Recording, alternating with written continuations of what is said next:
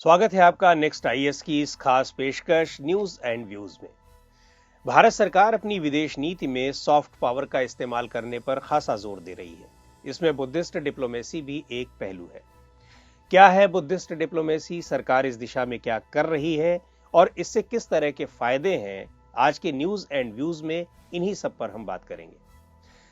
सबसे पहले तो बात यह कि इस बुद्धिस्ट डिप्लोमेसी की जरूरत क्यों है। पॉलिटिकल साइंटिस्ट जोसेफ ने कहते हैं कि मिलिट्री इंटरवेंशन वाली हार्ड पावर डिप्लोमेसी के साथ अन्य इलाकों में कल्चरल इन्फ्लुएंस डालने के लिए सॉफ्ट पावर डिप्लोमेसी का भी इस्तेमाल किया जाना चाहिए और उसे प्रायोरिटी दी जानी चाहिए।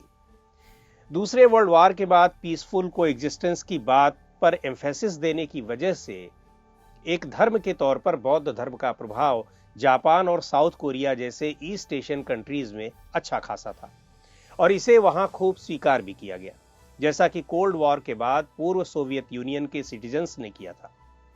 एक अनुमान के मुताबिक दुनिया भर की करीब 97% बुद्धिस्ट आबादी एशियाई देशों में रहती है। इनमें से भूटान, बर्मा, श्रीलंका और थाईलैंड तो ऐसे देश हैं जो बौद्ध धर्म को अपनी नेशनल आइडेंटिटी और कल्चर से सीधे तौर पर जोड़कर देखते हैं। भारत में बौद्ध धर्म को एशियाई देशों के साथ अपने रिलेशंस मजबूत करने के लिए एक्ट ईस्ट और नेबरहुड फर्स्ट पॉलिसी को हासिल करने के लिए एक जरूरी फैक्टर के रूप में देखा जाता है। हालांकि भारत में बौद्ध धर्म को मानने वालों की संख्या बहुत कम है।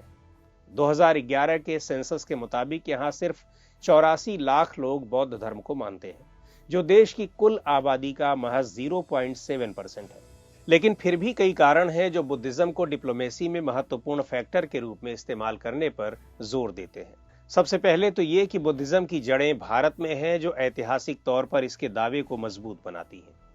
दूसरे, बोध गया, सारनाथ और नालंदा जैसे बौद्ध धर्म और उसके प्रवर्तक महाबुद्ध से जुड़े कई महत्वपूर्ण स्थान भारत में ही हैं।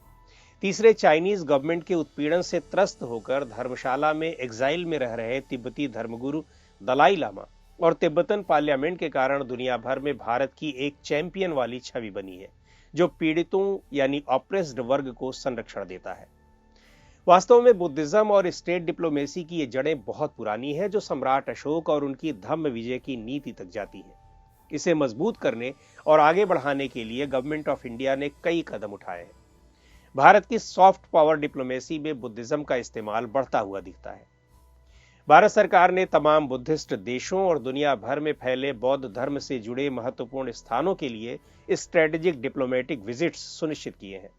इसी कड़ी में मई 2022 में बुद्ध पूर्णिमा के मौके पर प्रधानमंत्री नरेंद्र मोदी ने नेपाल में भगवान बुद्ध की जन्मस्थली लुम्बिनी का दौरा किया। 2022 में भारत सरकार ने श्रीलंका को $15 मिलियन की ग्रांट मंजूर की है, जिसे बौद्ध मंदिर का जीर्णोद्धार, आर्कियोलॉजिकल कोऑपरेशन और महात्मा बुद्ध से जुड़ी चीजों की प्रदर्शनी में खर्च किया जाएगा। बुद्धिस्ट प्लेसेस में टूरिज्म को बढ़ावा देने के लिए मिनिस्ट्री ऑफ टूरिज्म ने बुद्धिस्ट टूरिस्ट सर्किट्स का भी विकास किया है, जिसकी वजह से अकेले 2018 में 2.7 लाख टूरिस्ट बोध गया आए थे। इसी कड़ी में नालंदा यूनिवर्सिटी एक्ट 2010 के तहत भारत सरकार ने बिहार के राजगीर जिले में नालंदा यूनिवर्सिटी को फिर से खड़ा किया है। इस यूनिवर्सिटी को 2009 में थाईलैंड में हुई 4th ईस्ट एशिया समिट में जारी पॉइंट स्टेटमेंट में पैन एशियन प्रोजेक्ट के रूप में स्थापित करने की घोषणा की गई थी।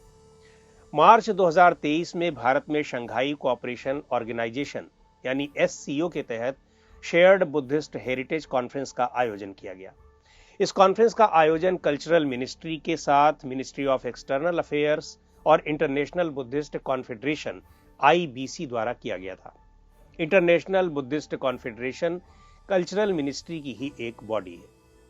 अगले कुछ महीनों में भारत में ही वर्ल्ड बुद्धिस्ट कॉन्फ्रेंस का आयोजन हो रहा है। बुद्धिज्म वाले इलाकों पर प्रभाव डालने के लिए चीन ने भी ठीक इसी समय कुछ ऐसे ही कदम उठाए हैं।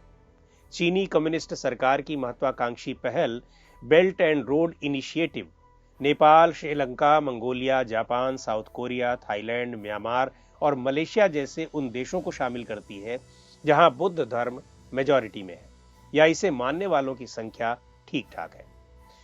भारत और चीन के बीच बुद्धिस्ट डिप्लोमेसी के कंपटीशन में दलाई लामा का मसला मोस्ट साइलेंट एग्जाम्पल है।